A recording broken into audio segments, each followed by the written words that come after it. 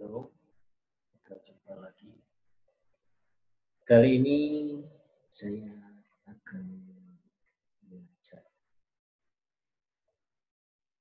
kita semua akan mencoba sedikit cari tahu apa itu virus. Di kehidupan ini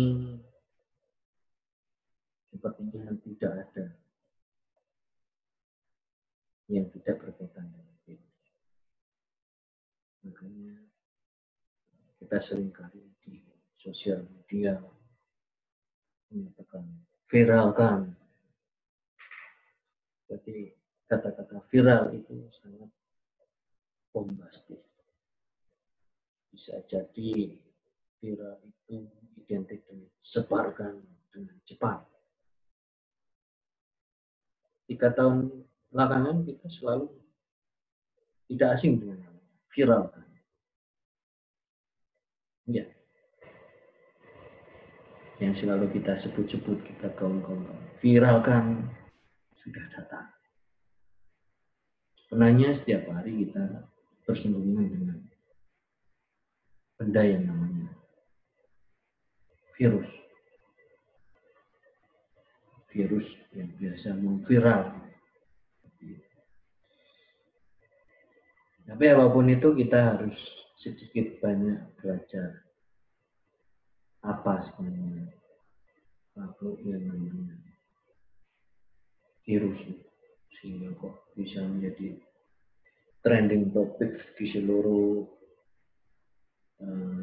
berita-berita di seluruh sosial media, apalagi dengan terjadinya wabah coronavirus di Wuhan, kemudian dunia mengalami pandemi yang luar biasa, mengejutkan banyak pihak. Bahkan yang viral-viral ini jauh lebih mengerikan dibanding dari bom nuklir sekalipun. Sehingga kadang-kadang kita juga perlu merenungi sebenarnya ini apakah suatu ujian bagi manusia atau ini adalah tantangan bagi manusia. Tak seorang pun di dunia ini, di muka bumi ini tahu bagaimana asal-usul virus, bagaimana bisa ada di dalam kehidupan. Kalau bicara asal-usul manusia mungkin banyak hipotesis-hipotesisnya. Banyak orang membahas mulai dari konsep Adam dan Hawa, Adam dan Eve. Tapi ketika bicara mengenai virus, hampir di dalam seluruh kitab suci tidak menyebutkan benda yang namanya virus itu. Kalau penyakit mungkin ada di dalam kitab-kitab suci, tapi benda yang namanya virus ini jarang sekali, hampir saya mungkin belum pernah menjumpai tertulis secara letterlock ada yang virus. Tapi mungkin kalau kita dekati dengan etimologi-etimologi lain, mungkin sifat-sifat virus ini bisa kita cari tahu di dalam kitab suci. Kita tahu bahwa virus itu hanya terdiri atas DNA atau RNA saja.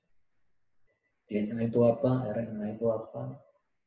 Itu adalah materi genetik dari makhluk yang namanya virus. Tapi kalau mau dibilang makhluk, kok ya bukan, karena dia tidak apa istilahnya memiliki mata, bernafas dan sebagainya. Atau mungkin karena pengetahuan kita belum nyampe, karena kita tidak tahu cara virus itu bernafas. Tapi yang pasti virus itu memiliki materi genetik. Dan itu dapat dibuktikan. Baik dia memiliki materi genetik berupa DNA atau RNA. Dan virus umumnya diselubungi oleh mantel jaket protein yang melindungi materi genetiknya sehingga dia dapat bertahan dalam kondisi tertentu. Sejak penciptaan Big Bang seperti ini,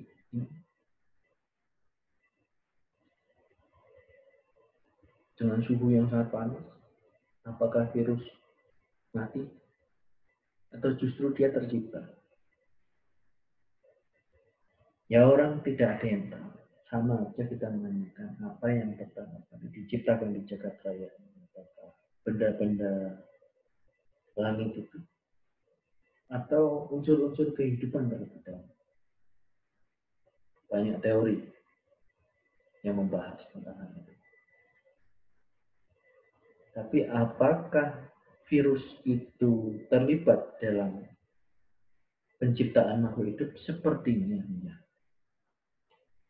Karena virus ini sebenarnya suatu, boleh dibilang benda ya benda, atau suatu perangkat kehidupan yang paling sederhana. Karena tugasnya tidak lain adalah menggandakan diri atau memperbanyak diri. Dan mungkin sebenarnya dia tidak melakukan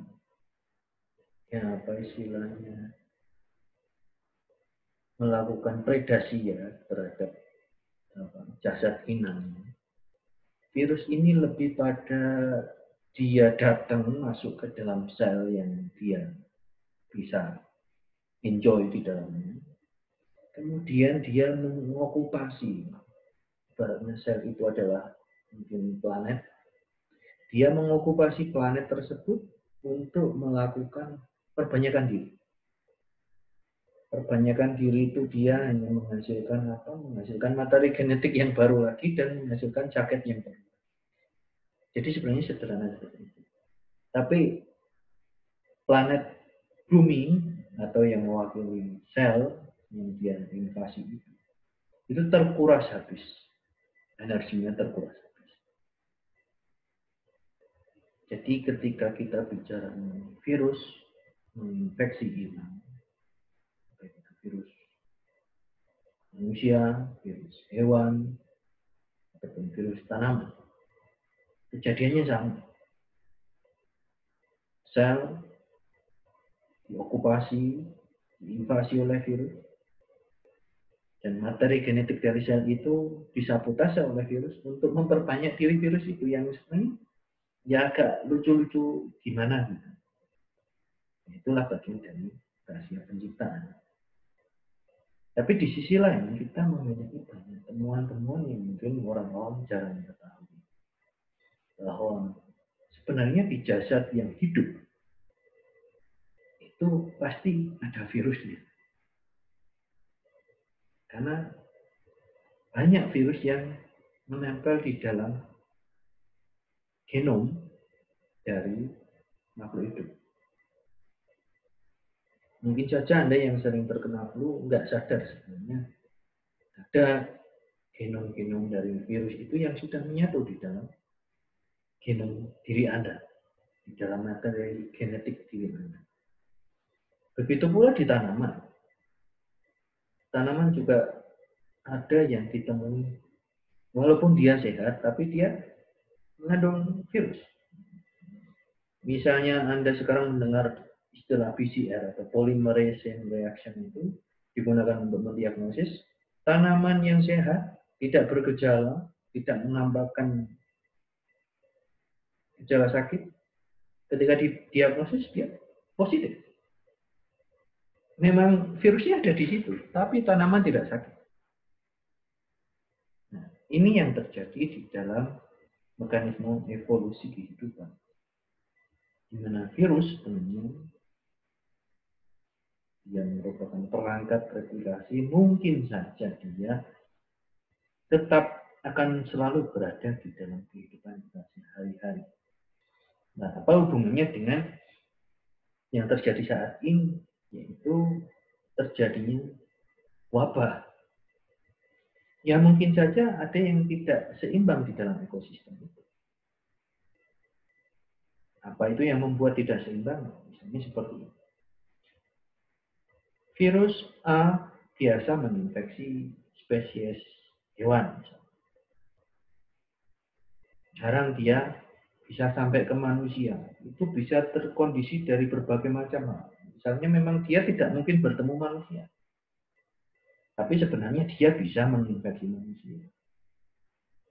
Manusianya aja yang tidak berkesempatan selama hidupnya bertemu dengan virus tersebut.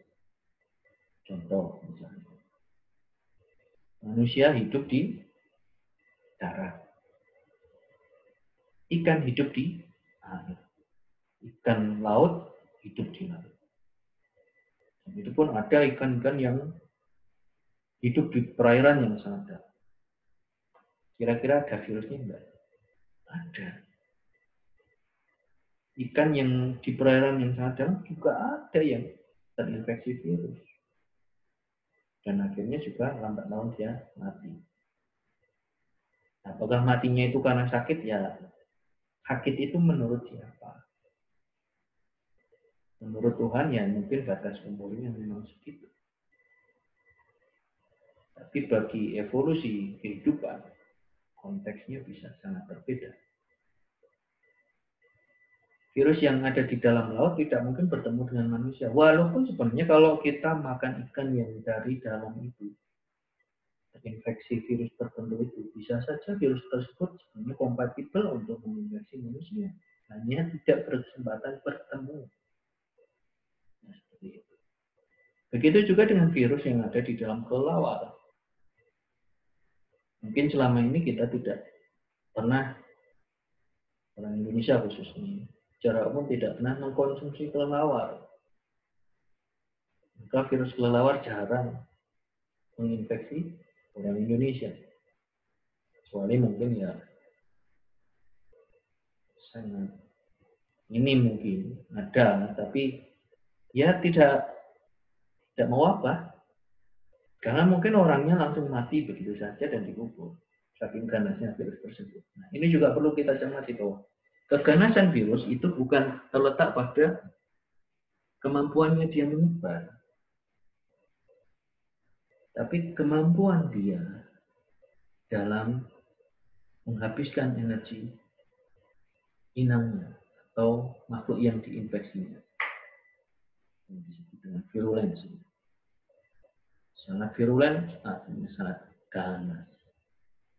Kalau kita berdoa, semoga corona cepat hilang dari muka bumi, berarti kita berdoa, semoga corona ini ganas. Karena virus yang ganas, dia akan cepat musnah dari muka bumi. Kenapa begitu? Ya, karena inang yang dia infeksi itu langsung mati. Kalau inangnya langsung mati, nggak pakai lama, ya virusnya ikut musnah. Bunuh diri itu namanya. Ada virus yang seperti itu banyak.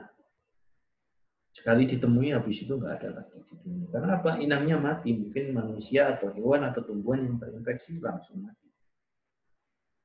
Atau mungkin sebenarnya virusnya nggak ganas-ganas amat. Cuman tubuhnya merespon secara berlebihan. Itu reaksi hipersensitif. Tanaman juga ada seperti itu. Bahkan tanaman itu bisa sampai bunuh diri. Nah, mungkin ada jenis-jenis manusia di muka bumi yang hipersensitif ketika berjumpa dengan virus-virus yang tidak lazim dia temui dalam ekosistem hidupnya sehari-hari.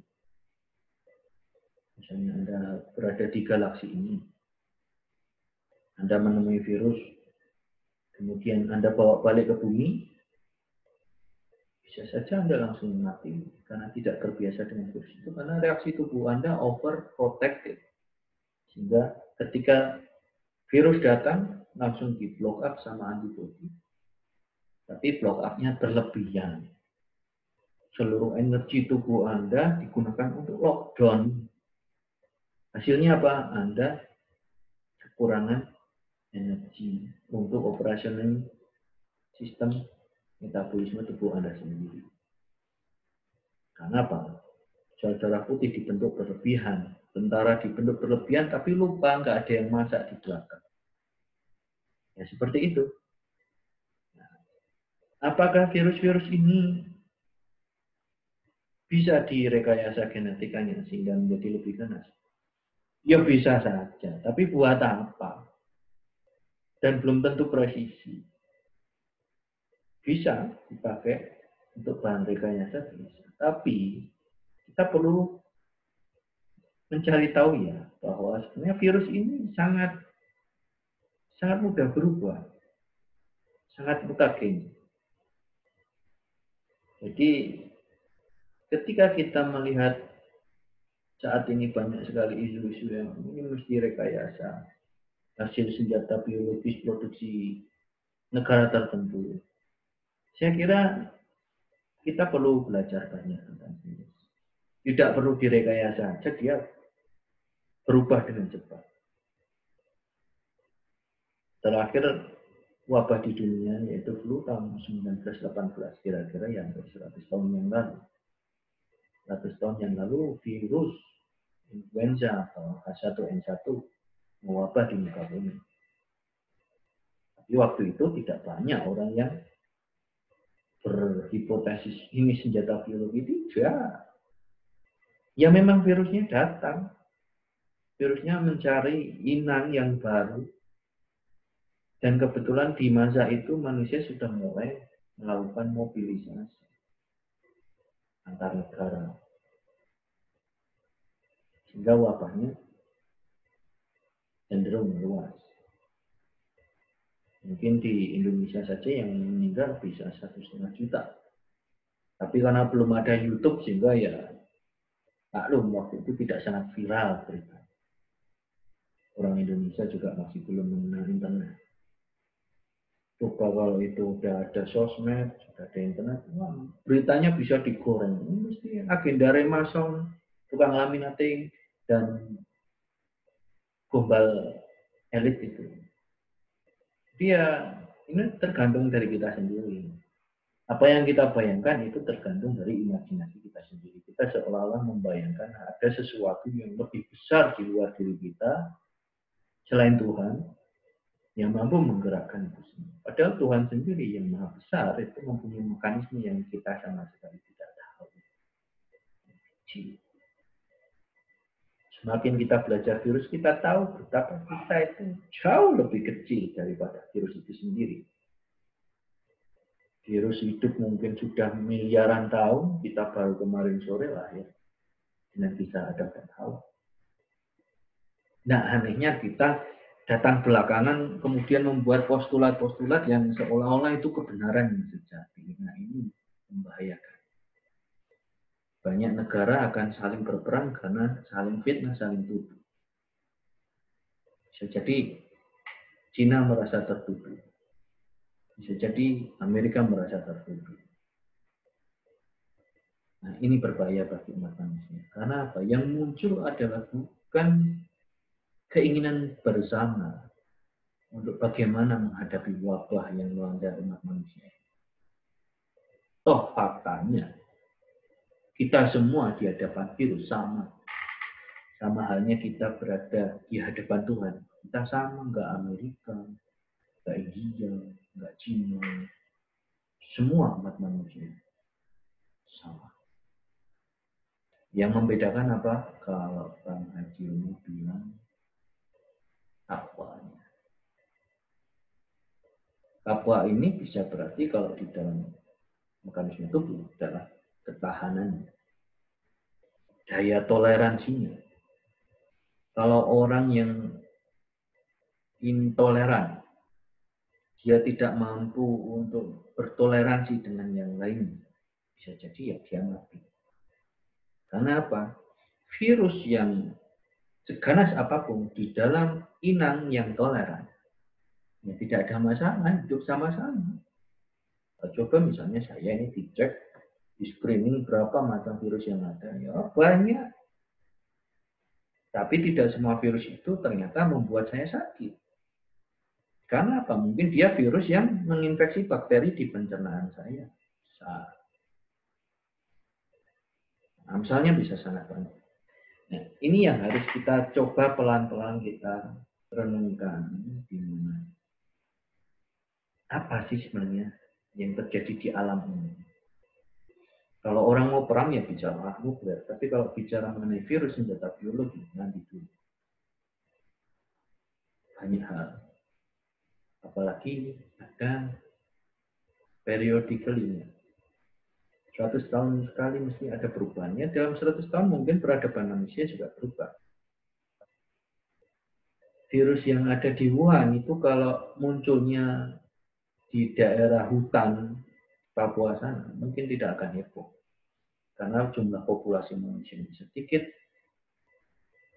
social distancing-nya juga sangat kental di sana karena memang jauh-jauh semua. Sehingga yang terinfeksi 1-2 mungkin meninggal. Selesai, nggak ada berita. Tapi karena virus ini muncul di zona-zona yang daerahnya padat penduduk, padat pemukiman manusia, penyebarannya sangat cepat. Itulah konsekuensi peradaban baru. Peradaban baru yang sangat intoleran terhadap social distancing. Jadi di sini kita melihat bahwa semakin padat kehidupan, semakin berpotensi cepat musnah. Misalnya Anda tinggal di suatu desa yang karakter desanya itu rumahnya nempel-nempel semua. Gak usah kena virus. Kena bakteri E. coli saja semua bisa mencret satu desa. Karena rumahnya berdekatan, terus berpikir sumurnya bagaimana, buangan WC-nya bagaimana, itu bisa jadi wabah. Apalagi E. coli yang input ke dalam pencernaan manusia itu E. coli yang mutan. Apakah E. coli mutan itu dibuat manusia? Iya bisa saja, iya bisa saja enggak. Bisa iya itu bisa sengaja maupun enggak sengaja. Contoh, E. coli kan ada di hewan juga, hewan ternak, atau mungkin di manusia juga. Kita minum antibiotik tidak sesuai aturan sehingga ada E. coli yang kebal. Suatu ketika kita lemah, kita mencret. E. coli-nya keluar ke lingkungan kan. Ya, walaupun keluar ke WC. Nah, kebetulan WC kita bocor. Masuk ke sumur tetangga. Oleh tetangga diminum. Tapi ya seperti itulah kejadiannya. Karena kita tidak bisa melihat pergerakan mereka. Rembes masuk ke sumur tetangga. Diminum atau dipakai untuk mencuci. Kalau diminum mungkin direbus dulu jadi mati, tapi dipakai mencuci lalapan, kita makan, mencretlah kita, dan itu bisa mewabah satu desa dengan kondisi sosiologi, karakter, antropologi yang seperti tadi, berdekatan, sangat padat, ya nggak mustahil, ya mesti itu terjadi. Gak usah bahasa keren virus, ini hanya bakteri saja. Itulah konsekuensi kehidupan. Kita bicara masalah evolusi virus. Bisa nggak virus A bergabung dengan virus B? Mungkin nggak? Mungkin, tapi 1/juta kasus kemungkinannya. Ya, tapi kan mungkin. 1/juta kasus kalau penggabungan dua jenis virus ini terjadi, ya artinya kemungkinan jadi 100%. Karena terjadi. Nah, apakah itu terjadi di virus manusia? Bisa. Di virus hewan? Bisa. Bahkan di virus tanaman? Bisa. Dua jenis virus berhibridisasi menjadi suatu virus yang baru yang berisi genom dari gabungan kedua virus tersebut. Lalu kita akan menuduh siapa? Orang sengaja? Ya mungkin orangnya sengaja kan apa? Nanam tanaman itu terus nggak pernah ada tumpang sari, nggak pernah tumpang gilir, nggak pernah. Ya itu terus pagi, pari, pantunnya habis sama. Karena apa ya? Karena kepentingan kita sendiri. Karena keserakahan kita sendiri, makanya Tuhan bicara, kalau ada yang mudarat itu mesti dari kamu sendiri. Tapi kalau ada yang baik itu mesti dari Tuhan. Coba petani.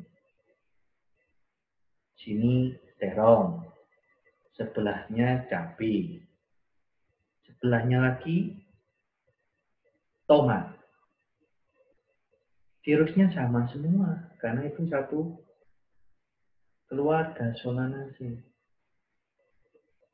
Nah, satu virusnya nempel di terong, satu di cabai, satu di tomat. Kira-kira kalau di tes PCR ada perubahan nggak di dalam? Ya ada. Meskipun hanya mungkin 2, 3, 4 basa nukleotida di dalam genom itu. Ada. Tapi kira-kira kalau ini nanti kemudian ada pihak ketiga yang terlibat, misalnya serangga yang menularkan virus-virus tadi. Dia cucuk terong, kemudian dia cucuk tomat, kemudian dia cucuk cabai. 3 virus dari 3 inang dia telan. Kira-kira di dalam tubuhnya terjadi hibridisasi tidak, kemudian dia menginfeksi lagi dengan nyucuk tanaman yang sehat-sehat. Itu yang harus dipikirkan. Karena bukti penelitian sudah banyak hal itu terjadi. Artinya apa? Itu rekayasa manusia? Jadi bilang rekayasa yang enggak, tapi ya karena ulah manusia ya iya. Karena keserakahan kita. Kita menanam ya sesuai dengan kepentingan manusia. Sangat antroposentris. Sama halnya kita bicara persebaran manusia di muka bumi atas pertanggungjawaban cepatnya wabah dari coronavirus itu menyebar di muka bumi, ya itu juga karena kemudahan manusia sendiri, kesombongan manusia sendiri. Mudah berpindah dari negara satu ke yang lain. Mengabaikan peringatan-peringatan lama mengenai kasus wabah. Bahkan di kitab suci juga disampaikan, kalau ada wabah ya sudah, diamlah di rumahmu. Kalau baru ada ujian tuh diamlah di rumahmu. Berpikirlah, merenungilah, seperti itu. Itu kalau di kitab suci. Sebenarnya itu sudah diajarkan kepada umat manusia. Makanya, misalnya kita punya anjing di rumah. Anjing kita sakit, dia mesti akan di rumah saja. Gak usah pakai hashtag, dia sudah di rumah saja. Dia akan diam, mengumpulkan energinya untuk bertahan dari penyakit yang menginfeksi dia. Itu hewan. Tapi manusia itu memang makhluk yang paling ngeyel. Paling banyak membantah. Disuruh di rumah aja malah mudik. Ya maklum, kalau penyakit itu menyebar dengan sangat luas. Dia nggak sadar, dia mungkin membawa, karena dia berasal dari tempat-tempat yang sumbernya infeksi. Atau mungkin dekat dengan orang yang terinfeksi, ya maklum. Balik ke desa, mudik ya, tertularlah saudara-saudaranya di sana. Yang tadinya kurva intensitas penyakit tinggi itu ada di desa A, bisa pindah ke desa B karena mudik semua ke desa B. Desa A kosong, nggak ada orang. Ya sana turun, bukan karena dia berhasil mengendalikan virus, bukan. Karena orangnya yang terinfeksi pindah. Nah, itu yang harus menjadi renungan kita. Nah, di sisi lain, virus yang memang makhluk sudah sangat kuat, ya kita jangan anggap remeh. Kalau sampean kena panu itu masih kelihatan. Ada mikroskop jamurnya kelihatan. Anda mencret karena bakteri, di mikroskop masih kelihatan. Kalau Anda kena virus, nggak kelihatan. Mikroskop aja harus mikroskop elektron. Nah itu yang harus kita pahami, mikroskop elektron punya. Enggak kan? Mau beli? Mahal. Masa mencret karena virus harus beli mikroskop elektron, cuma pengen lihat virusnya. Supaya kita ainul yakin itu virus. Bukan demit. Ya itulah orang. Kita kadang juga lucu. Di kitab suci itu yang membuat semua kekacauan itu selalu dikambing hitamkan adalah jin. Nah, kalau di dalam ilmu pengetahuan bahasa homofonnya jin itu kan jin. Kalau di bahasa Indonesia kan gen. genetik, ada genetik, gene for gene interaction. Gene itu berinteraksi satu sama lain dalam suatu tatanan sosial genetika yang kompleks. Ya, virus itu juga memiliki gene, atau mungkin yang disebut di Quran itu di dalam kitab suci. Gene itu ya materi genetik itu. Bisa jadi, tapi saya nggak tahu. Nah, terus yang disebut gendruwo, kuntilanak itu apa? Itu jin atau bukan? Ya, bisa jadi itu ya makhluk halus. Tapi ya virus sangat halus. Nah, mungkin orang-orang pintar bisa melihat jin. Orang-orang yang merasa dia memiliki indera lebih dari orang umumnya, dia bisa melihat jin. Tapi mungkin temannya nggak lihat. Sama juga seperti halnya ilmuwan bisa melihat virus, bisa melihat bakteri, tapi orang awam nggak bisa lihat. Karena apa? Nggak tahu caranya lihat. Ya kalau ilmuwan melihat virus, bakteri, jamur, ya pakai alat, mikroskop. Nah kalau orang pintar, ya mungkin ada metodologinya sendiri. Entah itu indera apa. Bolehlah kapan-kapan kita belajar. Karena di Indonesia ini juga banyak orang pintar, tapi sayangnya masih parsial-parsial. Coba itu kita integrasikan. Yang ahli mengobati gangguan jin, ya ayo kita diskusi bagaimana metodologinya. Karena dulu zaman para nabi ada dua malaikat, namanya Harut dan Marut. Tapi bukan Marut Haji ya. Harut dan Marut. Satu mengajarkan sihir, satu mengajarkan ilmu pengetahuan.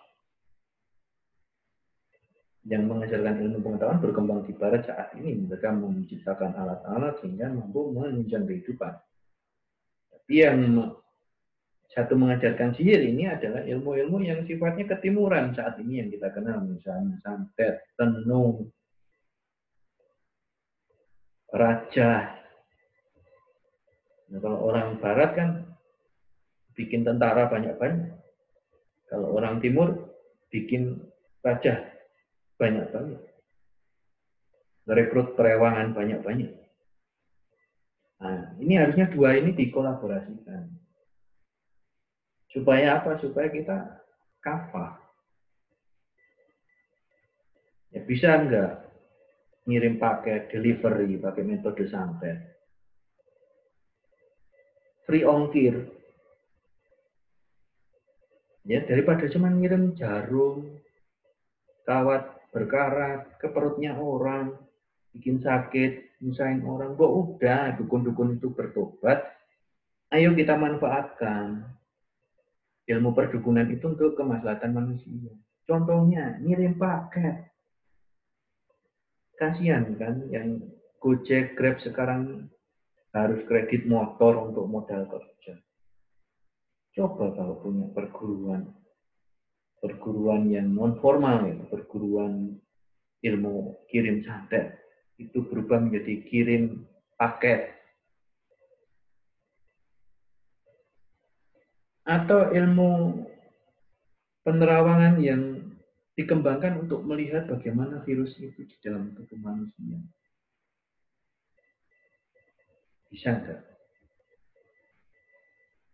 Kita manfaatkan, kita gali bersama, kalau perlu bikin simposium antara perdukunan dan ilmuwan. Ketemunya di mana, lah itulah nanti khasanah baru.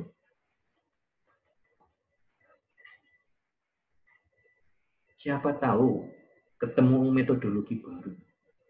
Sehingga kalau ada sawah kena hama, tidak perlu semprot pestisida. Cukup air garam didoain, jampi-jampi, semprotkan, hama penyakitnya hilang semua. Bisa nggak seperti itu? Nah, belajar dari kasus Wuhan dan virus corona ini, barangkali kalau kita banyak diskusi dengan para orang pintar perdukunan dan orang pintar keilmuan bergabung, profesor dukun dan profesor akademisi. Nanti kita bisa panggil dengan metode yang digabungkan ini. Tanaman yang ada di muka bumi, mana dari kalian yang bisa membantu membuat manusia bertahan dari virus corona? Kita panggilin satu-satu tanaman. Atau kalau enggak, kita terawang. Oh, ada tanaman ini di pulau A, bentuknya kayak gini. Ini berkhasiat nanti untuk menahan pembelahan dari materi genetik virusnya. Tapi nanti di pulau sana ada tanaman yang mensupport untuk menginduksi pembuatan antibodi tubuh dari manusia. Sehingga recovery atau pemulihan tubuh ini berjalan lebih cepat. Nah, Bu, yang kayak gitu itu kita diskusikan rame-rame di Indonesia. Jangan kok malah seolah-olah antara ilmu putih, ilmu hitam, ilmu logis, ilmu barat, semua nggak ada titik temunya. Kita harus cari titik temunya. Nah, lalu apa yang dukun itu sama yang ilmunya Pak Kiai itu bertolak belakang, ya itu kan kayak pisau. Kalau pisau itu sampai pakai bunuh orang ya dosa. Tapi kalau pisau itu sampai pakai untuk potong bawang merah, bikin nasi goreng, nasinya dikasihkan banyak orang, gratis lagi ya bagus, berpahala. Sama aja orang wiritan tapi tujuannya untuk melet anak orang, ya dosa. Nah, seperti itu yang harusnya kita coba diskusikan sering-sering di ini. Bikin simposium lah, bikin workshop, seminar gitu. Kalau yang perdukunan nanti nggak perlu nggak perlu bikin PowerPoint ya, nggak perlu. Langsung semua dilakukan visualisasi. Ini loh, saya tunjukkan seperti ini. Galaksi ini seperti ini nih. Ini galaksi. Nah, seperti itu. Nggak perlu pakai presentasi. Jadi orangnya langsung disisir aja, sirap. Langsung bisa melihat, oh ini surga, ini neraka.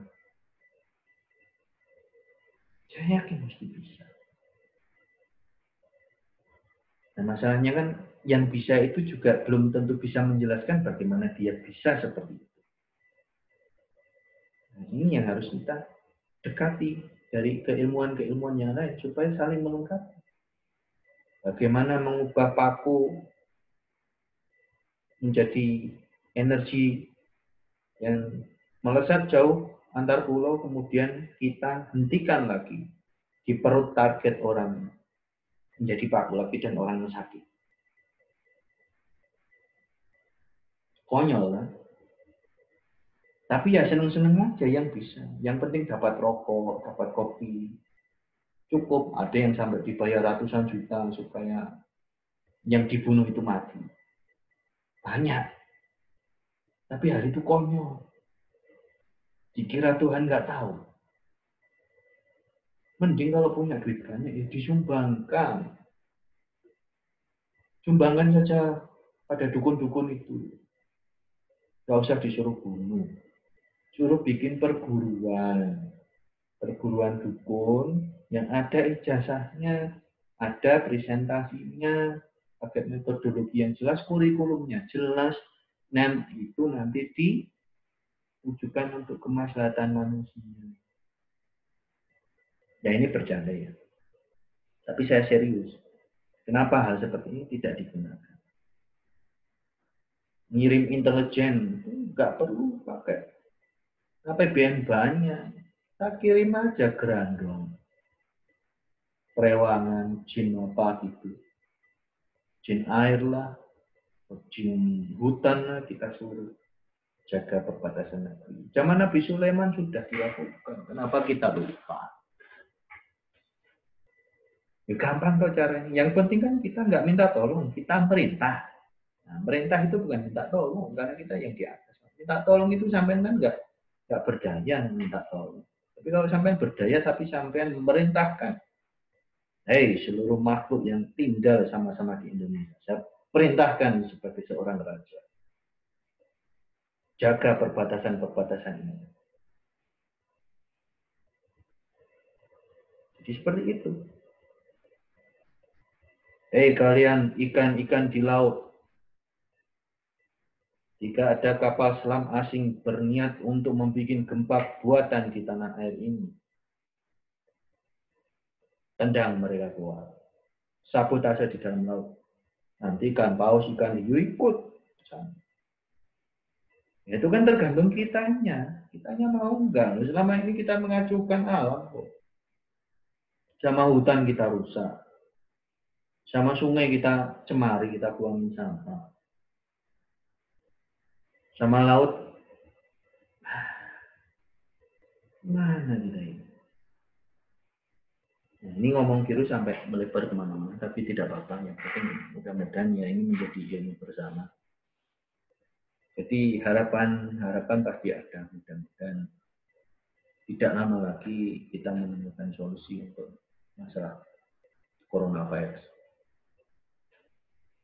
Ya tidak lamanya itu bisa 1 bulan, 2 bulan, atau 1 tahun, 2 tahun. Itu lama kan menurut kita, menurut kehidupan itu sangat singkat. Nah, artinya kita mau berubah tidak? Kalau kita mau berubah, pasti nantinya alam juga akan menyesuaikan dengan perubahan yang kita lakukan.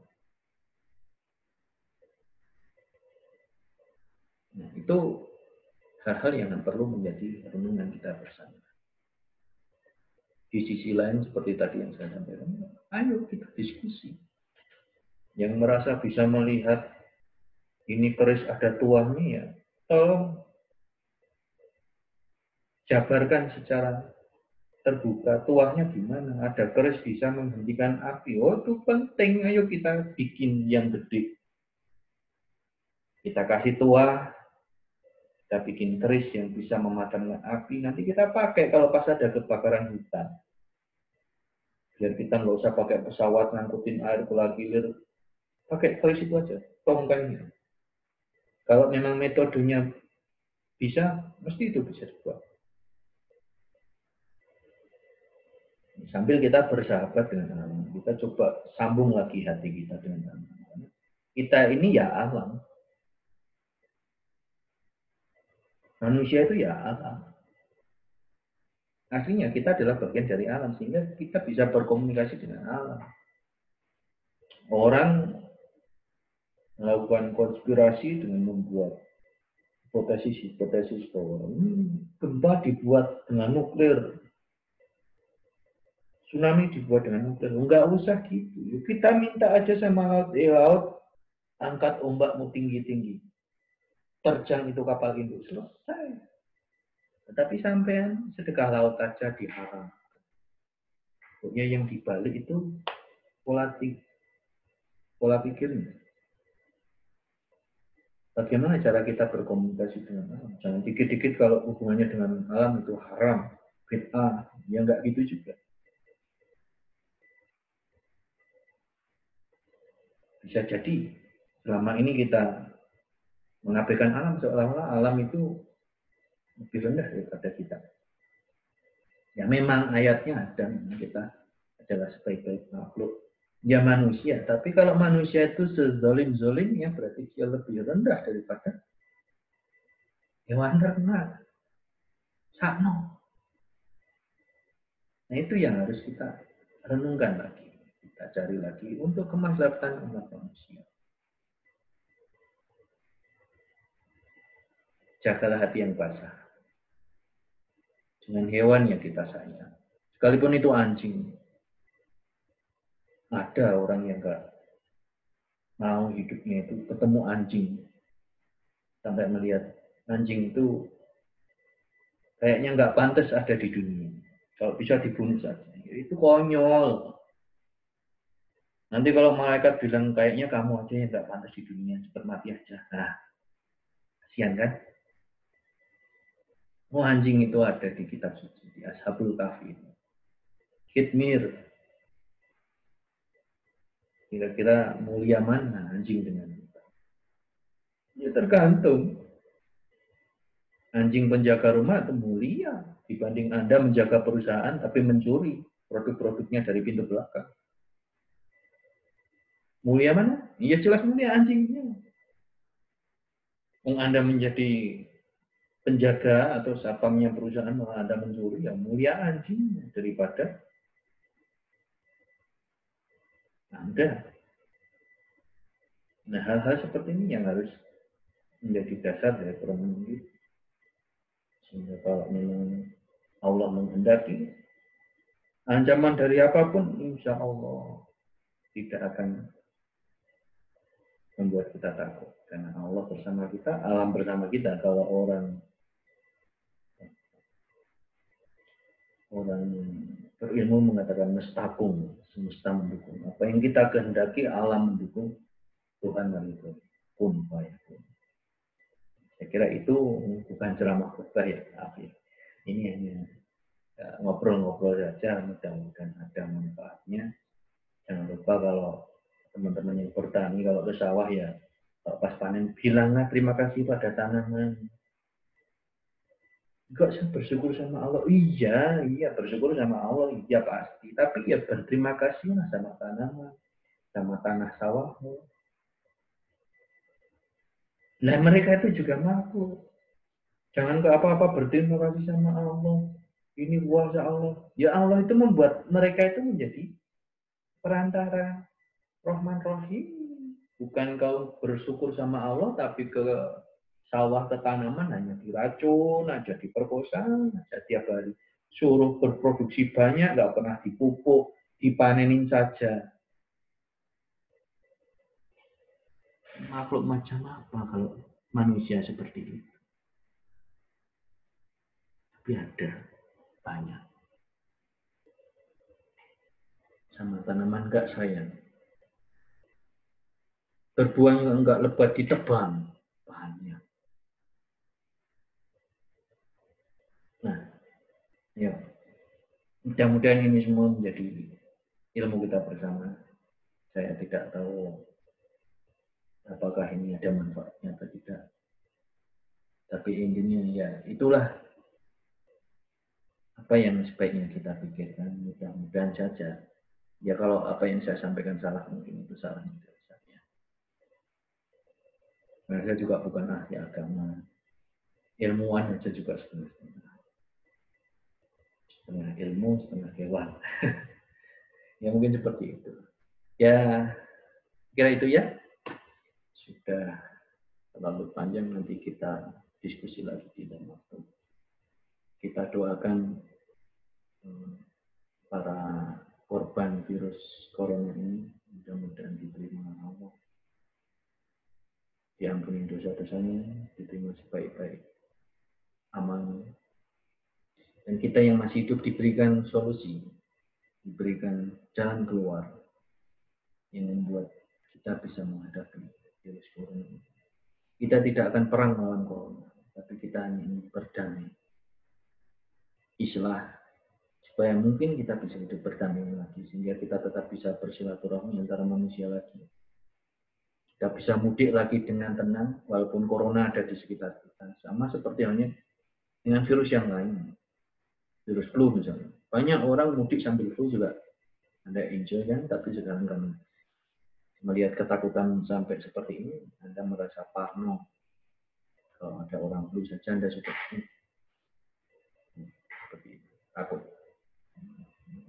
Ya itu, semoga ada manfaatnya. Sampai ketemu lagi.